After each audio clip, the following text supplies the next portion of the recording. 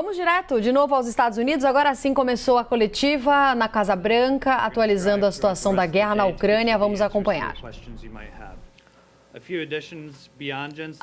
Além da declaração de Jen, eu gostaria de dizer que nenhum dos membros da imprensa que participaram ontem da coletiva são considerados membros próximos ou contatos próximos. Aqueles próximos serão rastreados. Então, queremos esclarecer essa questão.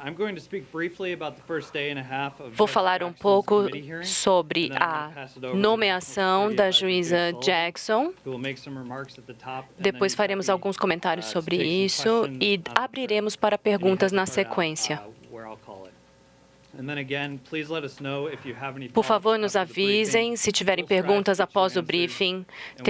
Tentaremos responder a todos e agradecemos a participação de todos. Com isso, sobre o primeiro dia e meio de audiência da juíza Jackson, temos orgulho dela mostrar sua qualificação, experiência, sua dedicação em buscar os fatos, seguir as leis e a Constituição como uma juíza independente. Ela também demonstrou graça, dignidade e um nível de detalhamento, reforçando o nível de sua experiência e inteligência aos senadores. Ao reagir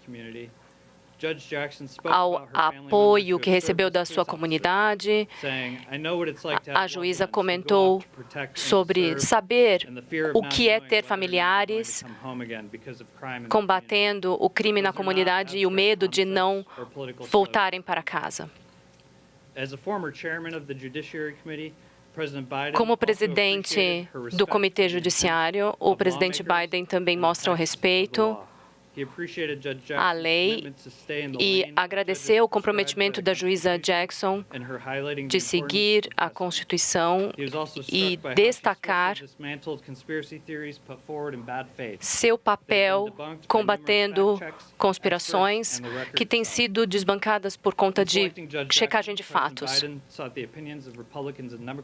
O presidente Biden também busca a opinião de democratas e republicanos.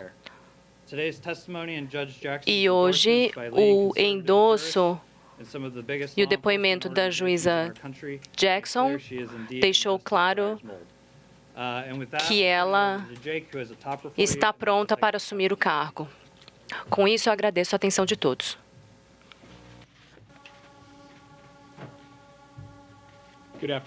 Boa tarde a todos. Eu farei alguns comentários e depois responderei perguntas. O presidente está indo para a Europa amanhã para reforçar a unidade que eles têm com seus aliados e parceiros em resposta à invasão brutal da Rússia à Ucrânia. E eu queria passar um pouco do contexto disso para vocês. A Rússia tem três objetivos nesse ataque na Ucrânia. Subjugar a Ucrânia é o primeiro, depois aumentar o prestígio e o poder da Rússia e, em terceiro, dividir o Ocidente. A Rússia falhou nesses três objetivos. De fato, ela conseguiu o contrário até agora. Em relação à primeira, os ucranianos não se renderam. Eles estão lutando de volta, estão defendendo suas cidades. E a Rússia, a tomada de território pelos russos não significa que eles terão o coração das pessoas. No segundo ponto, o poder e o prestígio da Rússia está ruindo. Os militares não estão conseguindo atingir seus objetivos, a economia está em decadência e a Rússia é um pária hoje no cenário internacional. E no terceiro, em relação às nações do mundo livre, elas estão mais unidas e determinadas do que nunca em tempos recentes. De nossa parte, o presidente Biden tem avisado o mundo sobre a agressão russa desde novembro. E nós tentamos, de forma consistente, três coisas. Ajudar o povo ucraniano fornecendo armas e equipamentos, impondo sanções à Rússia através da aplicação desses embargos sem precedentes, em coordenação com os nossos aliados na Europa e no Pacífico. E, em terceiro, a OTAN e os aliados da União Europeia fortaleceram o flanco oriental, trazendo uma maneira resiliente de resistir à agressão russa. E nós estamos unidos nesses três frontes. A viagem do presidente Biden terá mais ações dentro desses três eixos. Ele fará parte da cúpula da OTAN com aliados, fará parte de uma reunião dos líderes do G7 e falará com 27 líderes da União Europeia no Conselho Europeu. Ele poderá coordenar a próxima fase de assistência à Ucrânia. Nós estamos juntos com nossos aliados em aumentar as sanções e fazer isso de forma robusta. Ele irá anunciar uma ação conjunta para aumentar a segurança energética da Europa e assegurar a independência da Europa do gás russo. Falará também da contribuição na resposta humanitária da Europa e como responder à crise dos refugiados dentro e fora da Ucrânia. Ele viajará para a Polônia, onde visitará tropas da OTAN e irá se encontrar com especialistas em ajuda humanitária. E também irá se encontrar com o presidente Duda da Polônia. Mais detalhes do cronograma, da programação para cada um desses aspectos serão enviados posteriormente. Eu gostaria de encerrar com o seguinte. Nós temos duras difíceis à frente, muito duros para os militares na linha de frente e para os civis que estão nas cidades. Essa guerra não vai acabar de forma fácil nem rápida. Nos últimos meses, o Ocidente tem estado unido. O presidente está viajando à Europa para assegurar que estaremos unidos, para cimentar essa resolução conjunta, para enviar uma mensagem forte de que estamos preparados e comprometidos por quanto tempo for necessário e para trabalhar nos três frontes que eu mencionei há pouco, ajudar o povo ucraniano a se defender, aumentar as sanções à Rússia e reforçar o Ocidente. E agora eu respondo a perguntas. Os russos e húngaros têm resistido à importação de petróleo e gás. Com essas sanções dessa semana, o que será necessário para retirar a Rússia? E qual seria um acordo a respeito disso com o Irã? Quando dissemos que era muito importante tirar essa dependência da Europa do petróleo e do gás da Rússia, nós sabemos que nós podemos ter esse passo de impedir a importação do carvão e do gás russo, mas ele reconheceu explicitamente, ao declarar isso, que alguns dos aliados europeus não podem fazer a mesma coisa, porque eles, por mais pressão que haja. O que conquistamos com nossos parceiros europeus em termos de sanções financeiras, exportações e outras medidas para atingir a economia russa teve um impacto inédito numa economia desse tamanho, como nunca vimos antes. Então, o custo da Rússia está aumentando e o presidente se sente muito confortável com a situação de hoje em relação às sanções e, como eu mencionei, nós teremos mais a respeito das sanções nos próximos dias. Em relação ao G20, eu diria que nós acreditamos que não podemos manter as coisas como estão nas instituições internacionais e na comunidade internacional.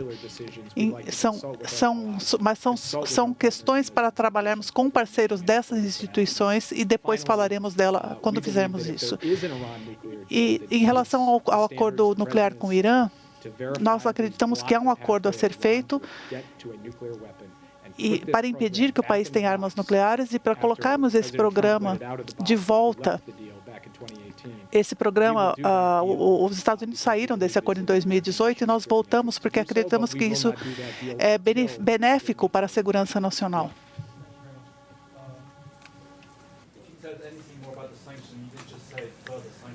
Sobre as sanções adicionais,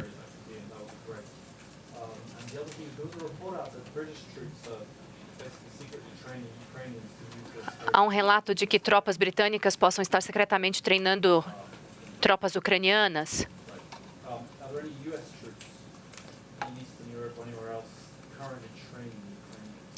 As tropas americanas, existe alguma informação a respeito disso?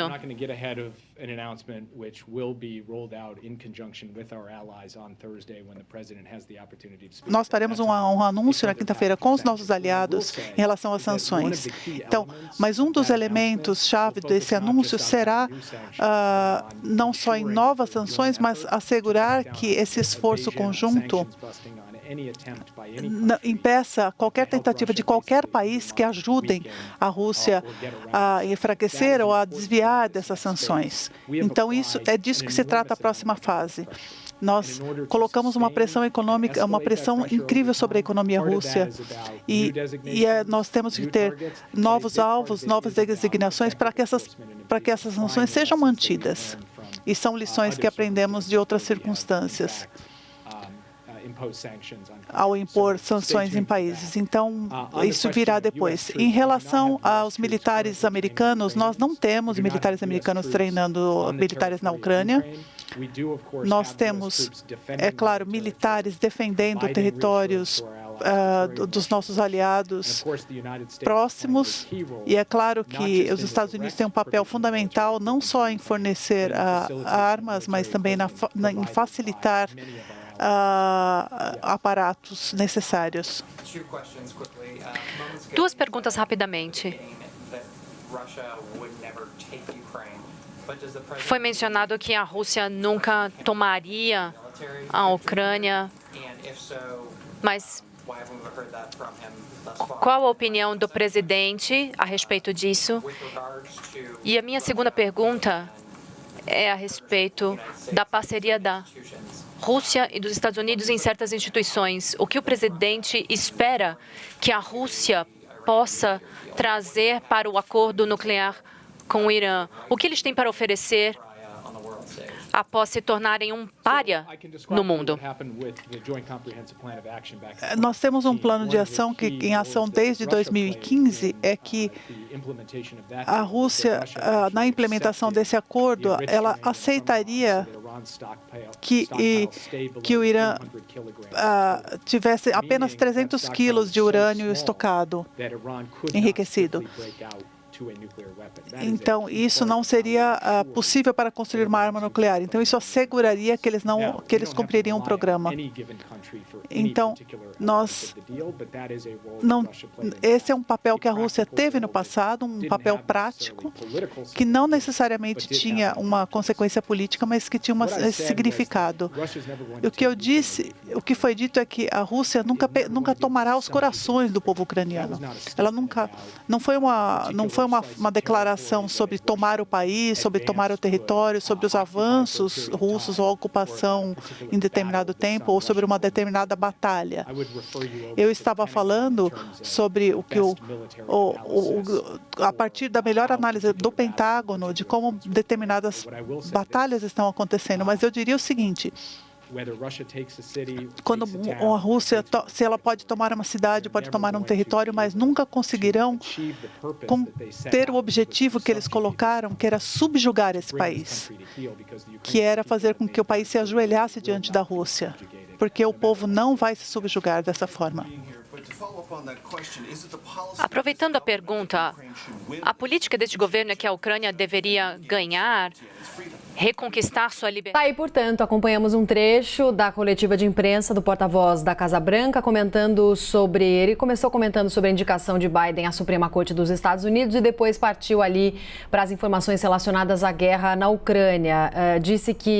Lembrou que o presidente dos Estados Unidos, Joe Biden, viaja amanhã à Europa para reforçar o posicionamento contra a guerra e falou um pouquinho mais detalhadamente sobre a agenda do presidente, com reuniões na OTAN, com o G7 e também no Conselho Europeu.